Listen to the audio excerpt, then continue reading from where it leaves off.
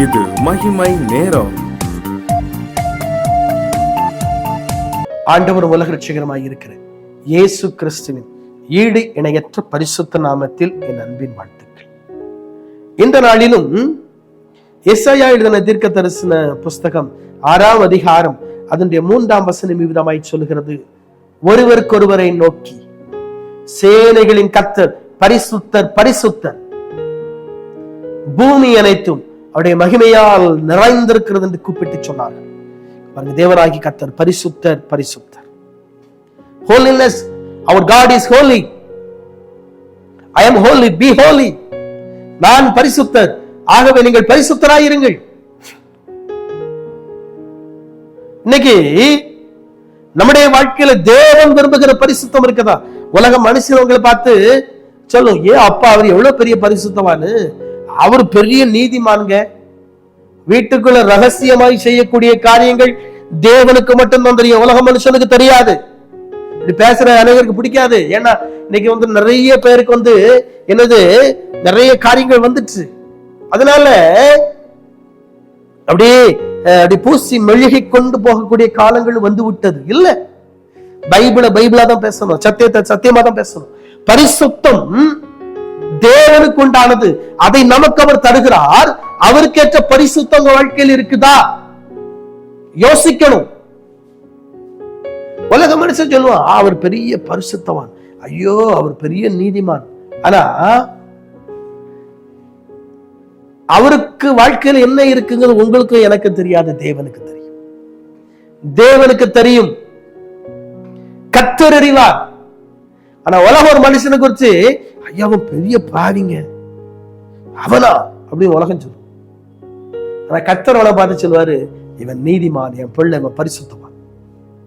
எந்த ஸ்டேட்மெண்ட்டுக்கும் இந்த ஸ்டேட்மெண்ட்டுக்கு is entirely difference. உலக ஒரு மனுஷனை பார்த்து, உலக மனிதர்கள் ஒரு மனுஷனை பார்த்து சாட்சி கொடுப்பதற்கும் அல்லது அவருடைய உத்தமத்தை குறித்தும் அவருடைய உண்மையை குறித்தும் அவருடைய பரிசுத்தத்தை குறித்து ஸ்டேட்மெண்ட் கொடுக்கிறதுக்கும் கர்த்தர் ஸ்டேட்மெண்ட் கொடுக்கிற வித்தியாசம். அவர் ஸ்டேட்மெண்ட் கொடுத்தார் அப்படின்னா அவர் பரிசுத்தத்தை அங்கீகரித்தாரானால் அந்த பரிசுத்தவானை அவர் உயர்த்துவார். அநேகர் கண்களுக்கு உண்மையான பரிசுத்தவான் என்று சொல்லி காட்டும்.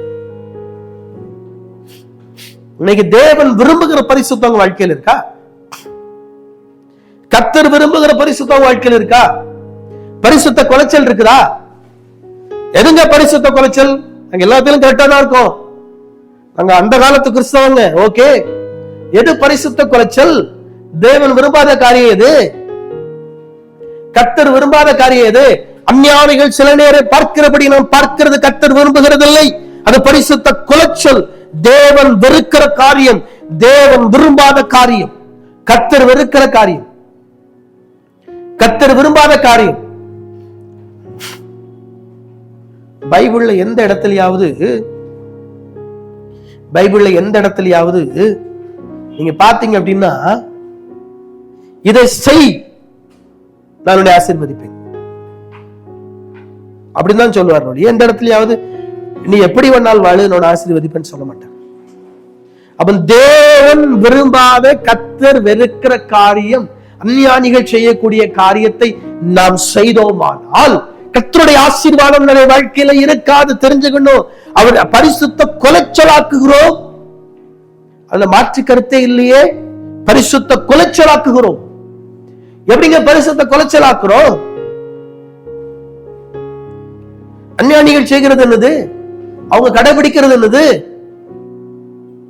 அந்த காலத்துல பெரிய ஆட்கள் மூதாதையர் சொன்னாங்க, இந்த காரியத்தை செய்யணும், இதை செய்தா வாழ்க்கையில இது வராது, இது செய்தா இது இருக்காது. பைபிள் சொல்லுதா? சொல்லல. அப்ப நீங்கள் பரிசுத்த குலைச்சலாக்குகிறீர்கள், நீங்கள் பாவம் செய்கிறீர்கள்,